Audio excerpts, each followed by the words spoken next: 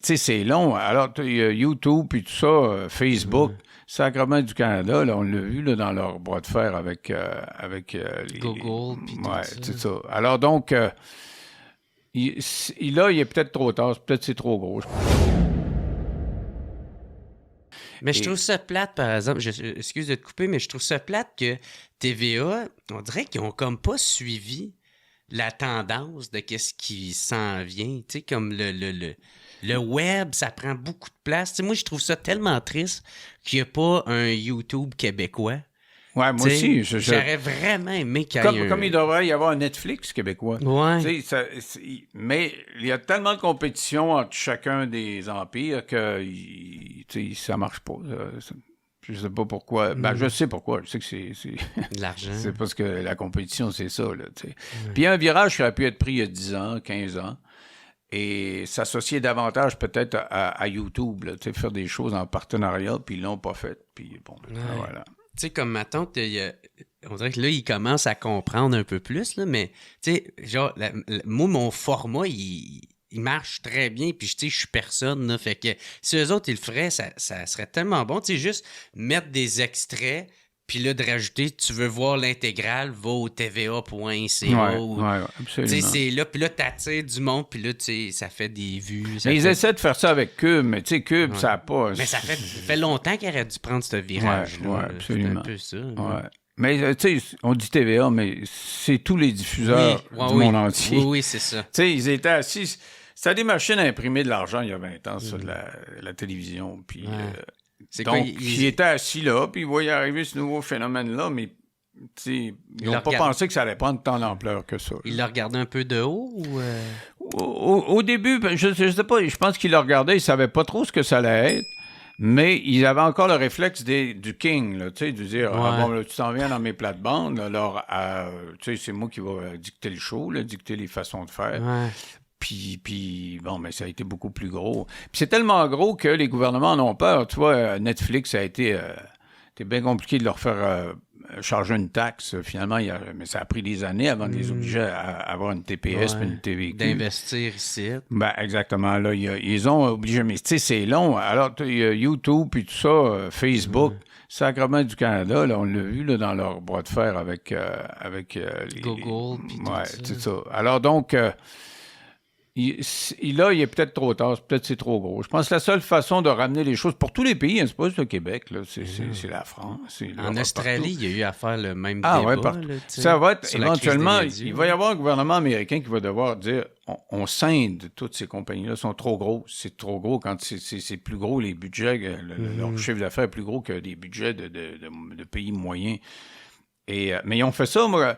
Je sais pas si tu te souviens de Alcan, là, qui s'appelle Rio Tinto maintenant. Alcan, c'était une grosse compagnie qui s'appelait Alcoa, qui produisait de l'aluminium, mais il était quasiment en situation de monopole, puis les prix montaient, et puis le gouvernement américain disait hey, on split ça en deux, parce que vous êtes trop monopolistique. Ouais. Puis ils ont eu Alcoa aux États-Unis, puis Alcan au Canada, puis ça a été deux compagnies différentes. Et puis, tu sais, ils ont Ça fait a-tu ça réglé quelques le reprises. problème?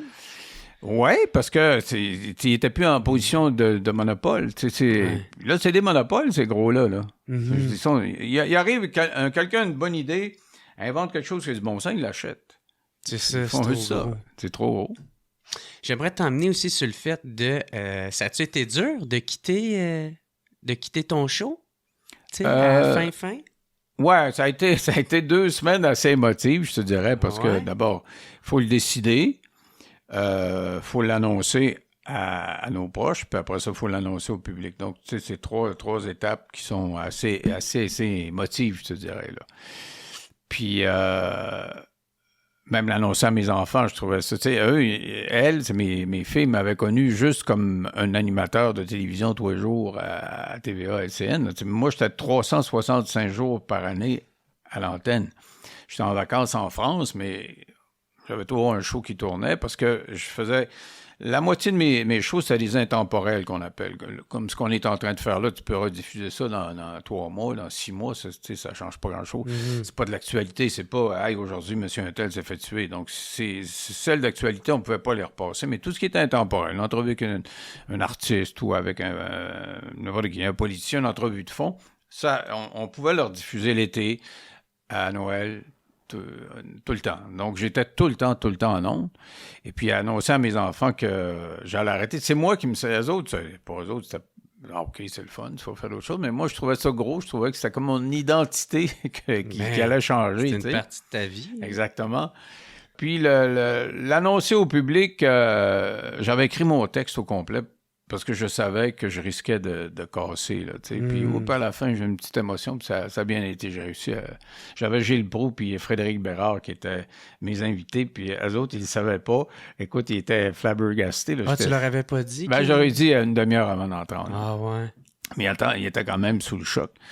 Et puis après, c'est la dernière émission, donc on a invité du monde qui m'avait marqué, là, des bonnes entrevues que j'ai aimé faire. Ginette Renaud était là, puis je l'ai eu à peu près à chaque année, Ginette.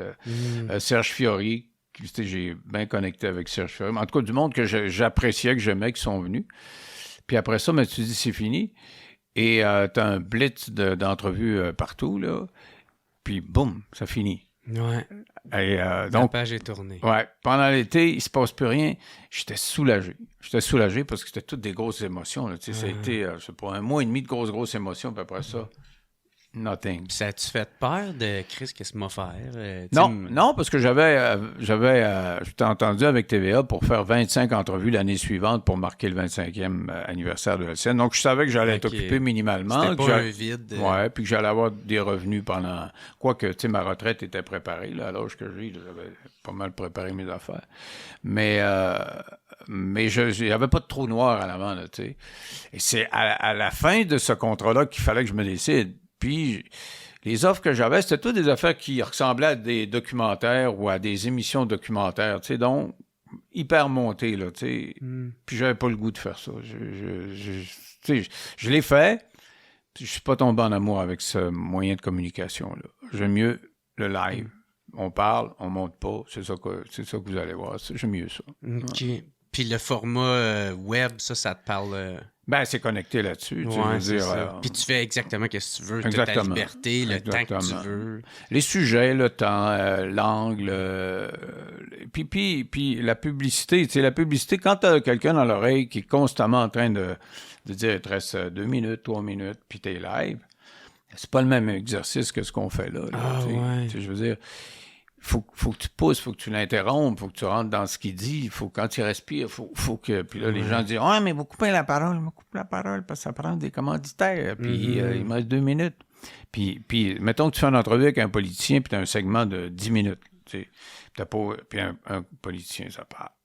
Et là, tu laisses parler 5 minutes, puis il te reste 5 sujets à couvrir. Tu dis, je n'aurai jamais le temps. Ah, c'est pas ça. Alors, faut que tu le coupes, puis tu y ailles exactement. Parce que lui, il va.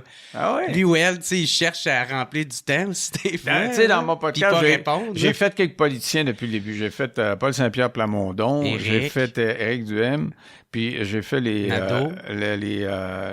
de Québec solidaire, Gabriel Nadeau-Dubois. Ouais. What's up tout le monde? Ici Jer Alain pour vous dire un gros merci d'écouter et de suivre le What's Up Podcast. Vous pouvez m'aider en devenant membre Patreon. Il y a plein de sortes de forfaits. Il y en a à 3, il y en a à 4, d'autres à 15, puis d'autres à 25. En plus de m'aider financièrement, vous allez pouvoir voir les épisodes d'avance et pas besoin d'attendre qu'ils sortent en ordre chronologique. Devenez membre au patreon.com/whatsuppodcast. Sinon, gros merci tout le monde de me suivre, c'est super apprécié. Passez une excellente journée.